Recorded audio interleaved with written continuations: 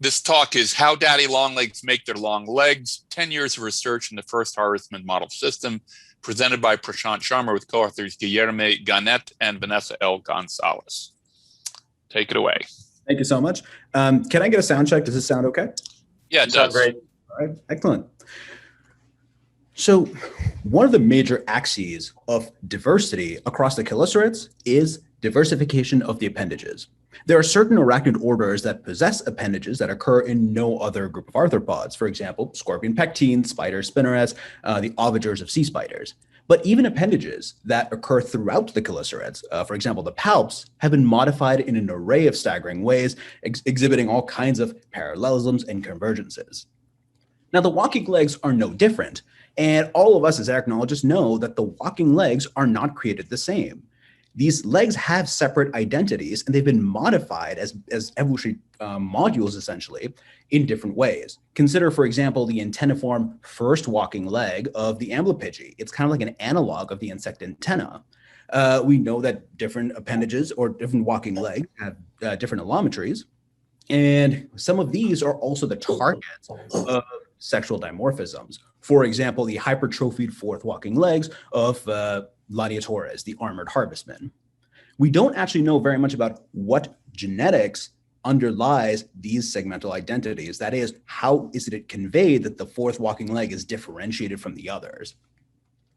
Let's look within Opiliones a little bit more closely. So within this order, there exists a broad diversity of appendage morphologies. Small fossorial groups like the mite harvestman have short, compact appendages, whereas groups like Eupnoi, what we typically call daddy long legs, will have very long legs. So there are interesting trends here in how legs are elongated. On the one hand, you can just elongate specific segments, right, like femora or tibiae.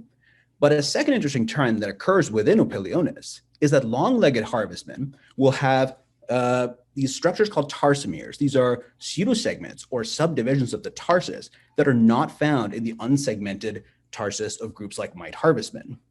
So what's the significance of these tarsomeres, these subdivisions? Their adaptive value seems to be that evidenced by an array of different behaviors. These pseudosegments confer prehensility to these elongate appendages. So this enables them to wrap these tarsi around structures, for example, their substrate, around mating partners, and this enables certain harvestman groups to engage in complex behaviors like mate guarding. That is, a male will wrap his leg around a female and hold on to her after copulation.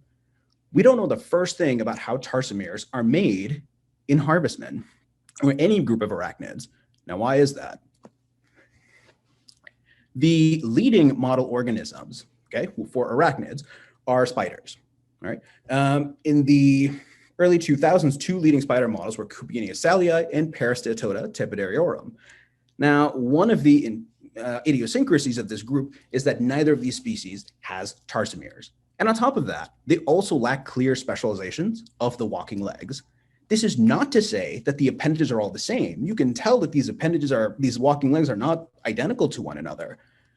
But there's this really weird phenomenon for tetrapulmonates where their first developmental stage, what hatches out of the egg, we call this a post-embryo.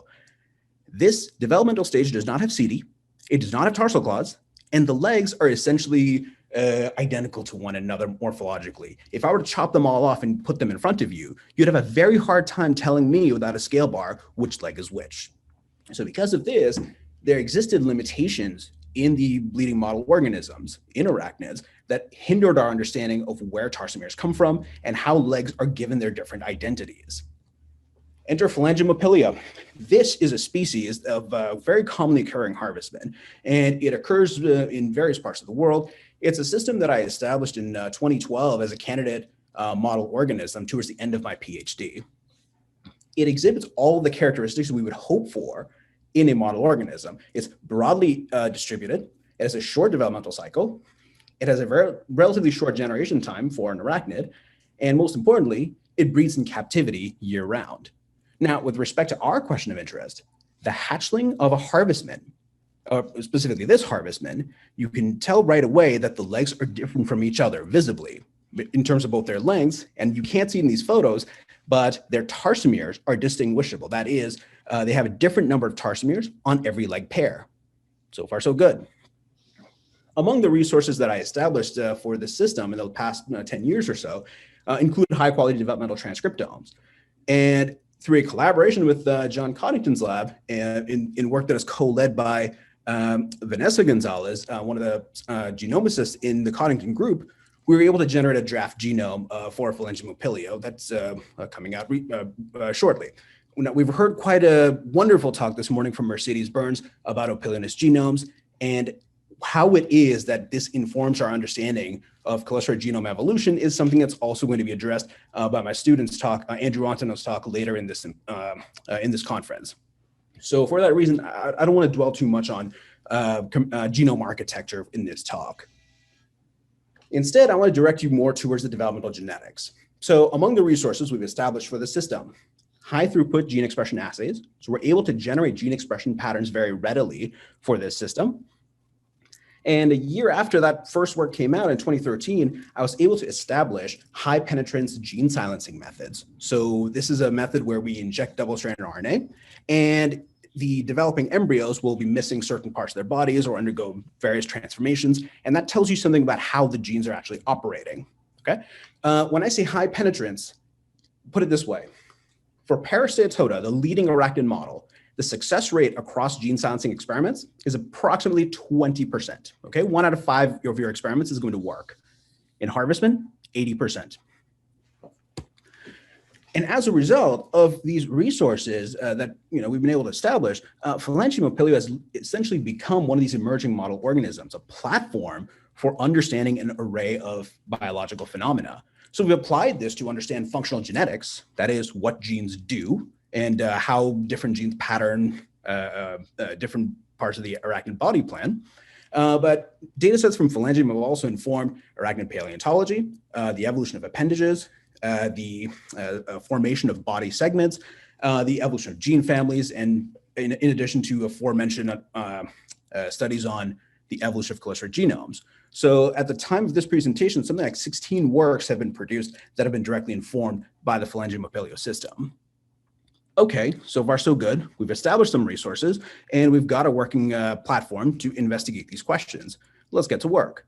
The first question I want to address is, what are the genetic programs that underlie leg fate specification in arachnids? That is, how does leg 2 receive an identity that's different from leg 3 or leg 4? And afterwards, we'll come back and talk about tarsomeres. The work I'm going to tell you about is co-first authored by 2 junior scientists.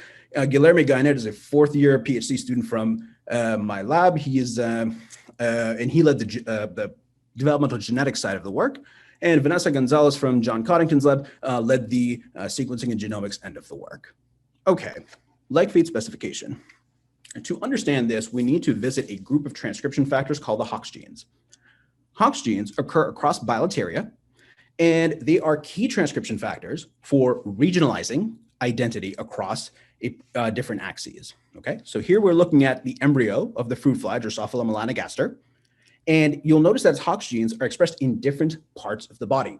Think of it kind of like an address code. The significance of these genes is that they pattern regional identity. So in a series of classic experiments from the 70s and 80s, we know that if we create a mutant of ultrabithorax, which is really strongly expressed in the T3 segment, the 3rd thoracic segment, a mutant that does not have ultrabithorax is going to undergo a transformation of the T3 to the T2 identity. So you end up with a fruit fly that has 2 full sets of wings. If we take, for example, antennapedia, here's a Hox gene that gives the legs their identity. Okay, misexpress it in the developing antennae of a fruit fly, and the antennae are completely transformed into legs. So it's not that let me put it this way. The significance of those genes then is that they provide a really key mechanism and understanding of how body plans evolve. Okay, we know quite a lot about what the Hox genes do in pancrustaceans, specifically in insects. We know very little about what they do in arachnids.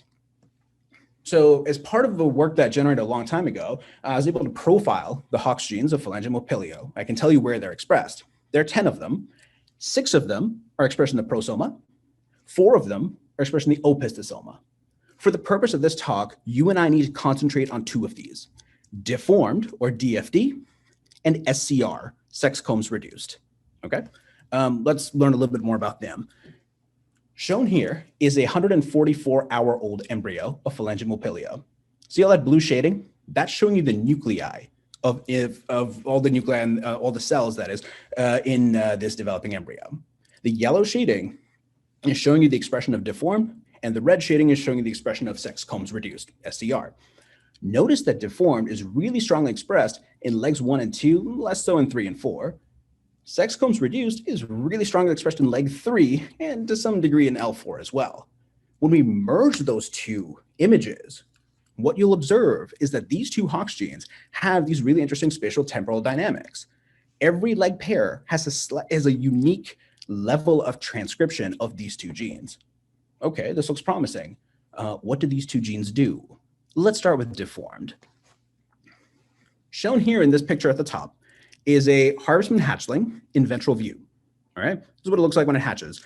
Imagine that I cut off some of its appendages and I stick them into a profile view. Okay, so I'm going to lay it out sideways.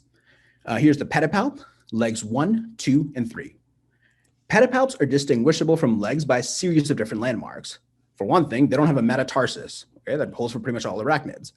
In Phalangium, the pedipalp does not have tarsomeres, which only occur in the legs, and the tarsal claw is smooth. That is, it doesn't have this accessory spine that only occurs in walking leg tarsal claws. Pedipalps also have these additional sedal tufts. We refer to them as pedipalpal spurs, and we don't see those in the legs either. So we can recognize the difference between pedipalps and walking legs. Now, when we turn off deformed and we silence this gene, the pedipalp is not affected. Go figure, deformed isn't expressed in the pedipalp. But in legs 1 and 2, where it is strongly expressed, switch off deformed, and the first walking leg is completely transformed into a pedipalp. Okay, becomes smaller, loses the metatarsus, claw becomes a pedipalpal claw, gets the pedipalpal spurs.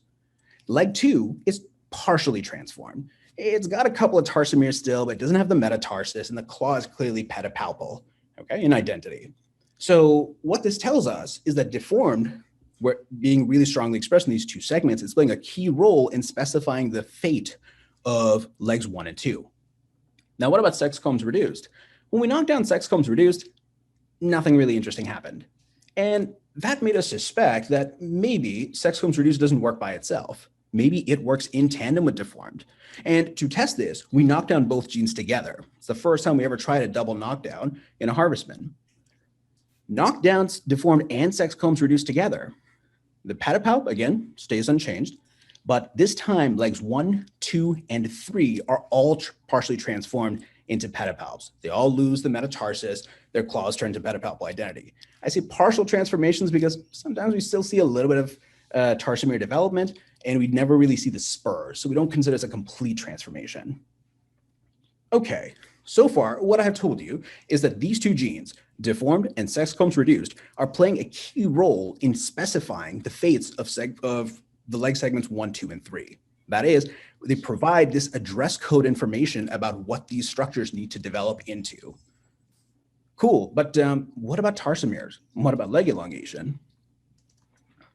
One interesting thing about tarsomeres is that supernumerary tarsomeres, having lots of them, that's evolved repeatedly in terrestrial arthropods. Okay, we see this in scutigramorph centipedes. We see this in different orders of arachnids, and in insects, they may have fewer tarsomeres in number, but they've been specialized in all kinds of interesting ways. Okay, but we don't know anything about how tarsomeres are patterned in arachnids. Most of what we know about tarsomere patterning is limited to holometabolous insects. Okay. What we can tell you is that in late development, in something like a fruit fly, and when I say late development, I'm talking about during pupation, a series of morphogens, whose names are not really important right now, will activate a signaling pathway called EGFR signaling. EGFR stands for epidermal growth factor receptor. This is a receptor that sits on the surface of cells and plays a key role in cell growth. Okay, so there are all kinds of defects in the EGFR signaling pathway that are associated with human cancers. And among the cancer treatments that are out there are EGFR inhibitors. So we know that EGFR is involved in growth, but in insects, it's also involved in patterning tarsomeres. We figured this might be a logical place to start. We looked in the genome of Phalangium opilio and found 2 homologs of EGFR, but only one of these has the transmembrane domain and essentially has the same architecture as the fruit fly EGFR gene. So we targeted EGFRA, this longer gene, for our functional analyses, we were able to show that EGFRA is indeed expressed in the walking legs, and downstream targets of EGFR signaling, like pointed, are concentrated in expression in the tarsi. They're expressed as these rings that correspond to the developing tarsomeres. Okay, the legs that have the most tarsomeres are the ones that have the most rings of expression. Ooh, looks promising. This is good. What does EGFR do, or EGFRA do?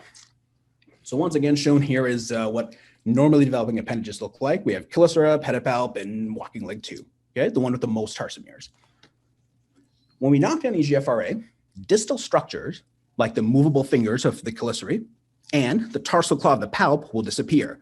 That's cool, because if we do the same experiment in insects, a very similar thing occurs. Tarsal claws disappear. And in the walking leg, knock down EGFRA, you end up with a short, compact appendage that does not have tarsomeres. The broader significance of this is that in the context of Opiliones evolution, we've gone from this apomorphic condition of a very elongated appendage with lots of tarsomeres, and we've essentially reverse engineered that compact tarsomere or tarsomere-free tarsus of fossorial groups like might harvestman. Beyond arachnids, the significance of this data point is that it suggests that the evolution of supernumerary tarsomeres across different parts of the arthropod tree of life may be underlain by repeated co-options of the EGFR signaling pathway. In other words, morphological convergence is made possible by parallel evolutions of gene regulatory networks. Yeah. A number of funding agencies made this series of projects possible and continue to do so. I'm tremendously grateful to the imaging and sequencing facilities in Madison that also supported this work. Additional support for the genome sequencing was made possible by USDA and GGI grants to Jonathan Coddington's lab. On behalf of all of the co-authors of this forthcoming work, as well as various members of the lab that work on Phalangium opilio, thank you so much for your time. Yeah. Thank you, Prashant.